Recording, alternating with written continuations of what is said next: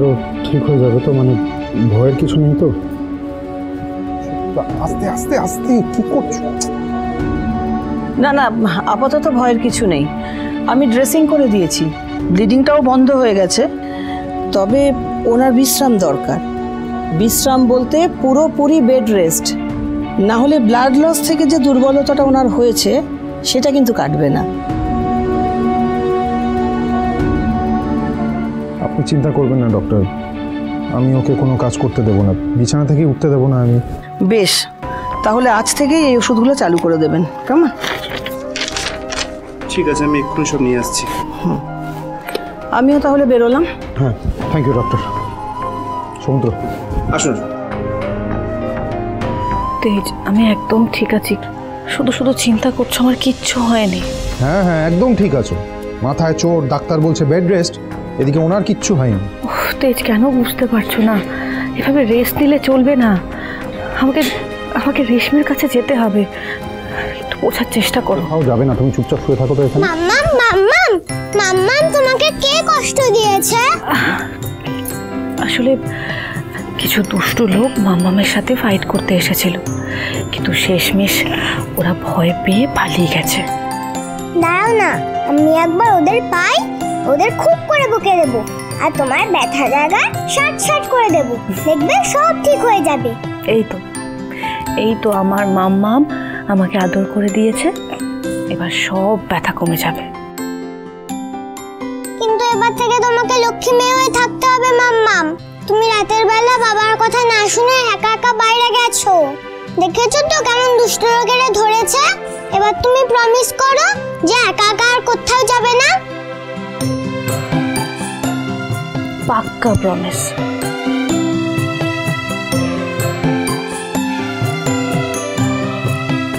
তোরি, দেখলে তো মাম্মাম একদম ঠিক হয়ে গেছে।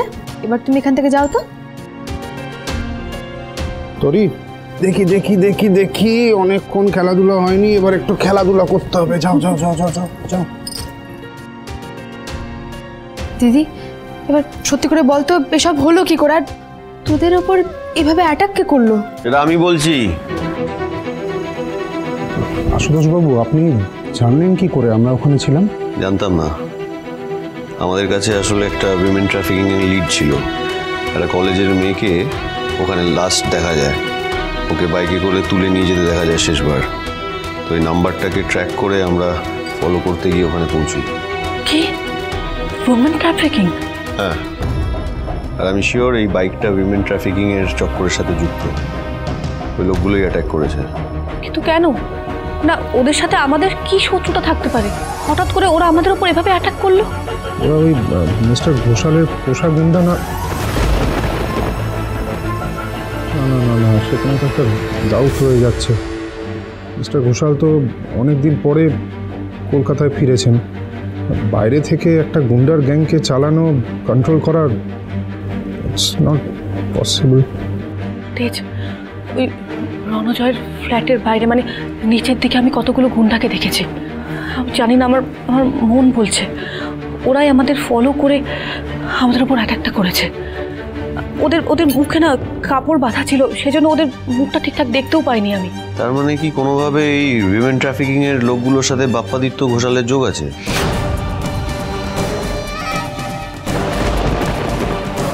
তাহলে তো রেশমির অনেক বড় বিপদ। ওকে যে করে হোক বুঝিয়ে এই বাড়িতে নিয়ে আসতে হবে, তা না হলে অনর্থ হয়ে যাবে আশুতোষ বাবু। ওরা যা করার আমরা করছি, তুমি রেস্ট নাও, নাহলে মাথার ব্যথাটা সারবে না। না সারু, আমি আমার কথা পরোয়া করি না, আমার যা হওয়ার হোক, কিন্তু রেশমিকে বাঁচাতে যেতেই হবে। প্লিজ চলো, আমাকে নিয়ে। না সুধা, কোথাও যাবে না তুমি সুধা।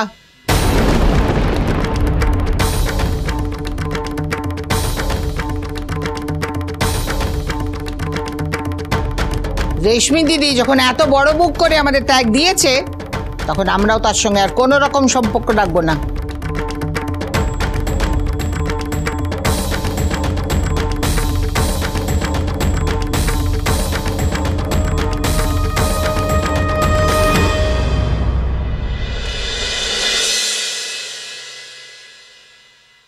সকাল সকাল উঠে তুমি জলখাবার বানাচ্ছো? আমাকেই তো বলতে পারতে, আমি বানিয়ে দিতাম। না না, আমি অ্যাকচুয়ালি সবার জন্য একটু ব্রেকফাস্ট বানাচ্ছিলাম, তাই তোমায় আর ডিস্টার্ব করিনি। নতুন বৌদি, তুমি ঠিক আছো তো? ও মা, আমার কি হবে, আমি ঠিক আছি। না আসলে কাল রাতে এত চিৎকার চেঁচামেচির আওয়াজ পাচ্ছিলাম, তাই বললাম। আসলে কি বলো তো মালাদি, স্বামী স্ত্রীর মধ্যে তো একটু রাগারাগি হয়, সেরকম সিরিয়াস কিছু না, বুঝেছো? আচ্ছা আমি বলছি যে তুমি ড্যাডকে চাটা দিয়ে এসো, আর মা উঠে গেলে আমি বানিয়ে দেবো, কেমন? নতুন বৌদি, সবসময় সাবধানে থেকো, চোখ কান খোলা রেখো। আসলে এই কদিনে তোমার উপর বড্ড মায়া পড়ে গেছে গো, তাই বললাম। মালাদি, জয় যতদিন আমার সাথে আছে আমার কিচ্ছু হবে না।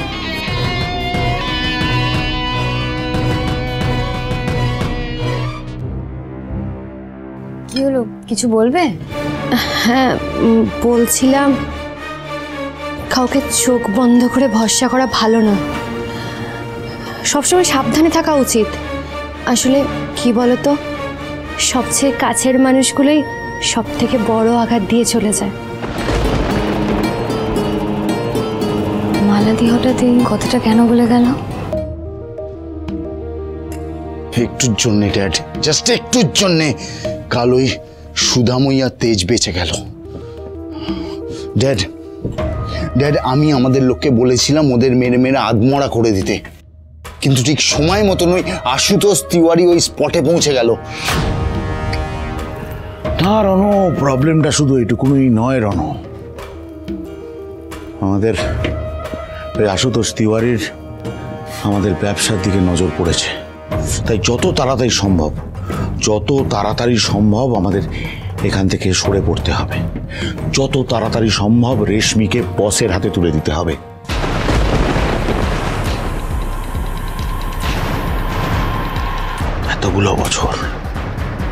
এতগুলো বছর পুলিশের চোখ এড়িয়ে ধান্দাটাকে চালিয়ে নিয়ে গেছি, কিন্তু আজ যদি ধরা পড়ে যাই বস আমাদের ছেড়ে দেবে না। ড্যাড তুমি টেনশন করো না, আমি আজই পঞ্চগড় যাওয়ার ব্যবস্থা করছি।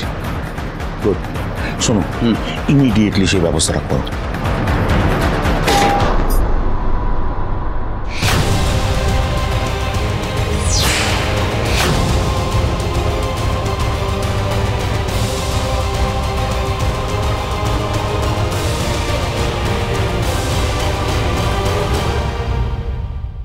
ঠাম্মি, আপনি এটা কি করে বলতে পারছেন? রেশমি এ বাড়ির মেয়ে, বাড়ির ছোট মেয়ে, ওর বয়স কম, ও ভুল করেছে, তা বলে আমরা সবাই ওর থেকে মুখ ফিরিয়ে নেব? ঠাম্মি, ওকে ঠিকটা বুঝিয়ে দেওয়াই তো আমাদের কর্তব্য। এক্স্যাক্টলি, আর আমি রেশমির সামনে অনেক বড় বিপদ হতে পারে, তাই তাই কি দাদুভাই, তুমি তো দেখলে রেশমি দিদি ভাই কিভাবে যেচে বিপদটা নিজের ঘাড়ে নিল। আমরা সবাই তাকে সাবধান করতে গেছি, সবাই তার ভালো চাইতে গেছি, কিন্তু সে উল্টে সবার সামনে বলে দিল যে সে আমাদের সঙ্গে কোনো সম্পর্ক রাখতে চায় না। ঠাম্মি, সেটা তো রেশমি রাগের মাথায় বলেছে না। কিন্তু ঠাম্মি, আমার মনে হয় রেশমিকে ভালো করে বুঝিয়ে বললে ওর রাগটা ঠিক কমবে, আর ও আমাদের দিকটাও বুঝবে। থাক, কিচ্ছু বুঝিয়ে কাজ নেই, তার বিয়ে দিয়ে দিয়েছি, সে এখন পরের বাড়ির বউ, তার কোনো ব্যাপারে থাকার কোনো দরকার নেই। একদম ঠিক বলেছো মা, দয়া করে হাত জোর করে বলছি আর আমার মেয়ের সংসারে আগুন লাগিও না। বৌভাতে তো যথেষ্ট খেল দেখিয়েছো, এবার হালকা করে ক্ষান্ত দাও। আমি মানছি আমি ভুল করেছি, আর তার প্রায়শ্চিত্ত আমি নিজে করব। রণজয়ের বাবার সাথে আমি অনেক বড় ভুল করেছি, আমি অন্যায় করেছি ওনার সাথে, আর সেটার প্রায়শ্চিত্ত আমি নিজে করতে চাই। আমি নিজে ওদের বাড়িতে গিয়ে ওদের কাছে হাত জোর করে ক্ষমা চাইব।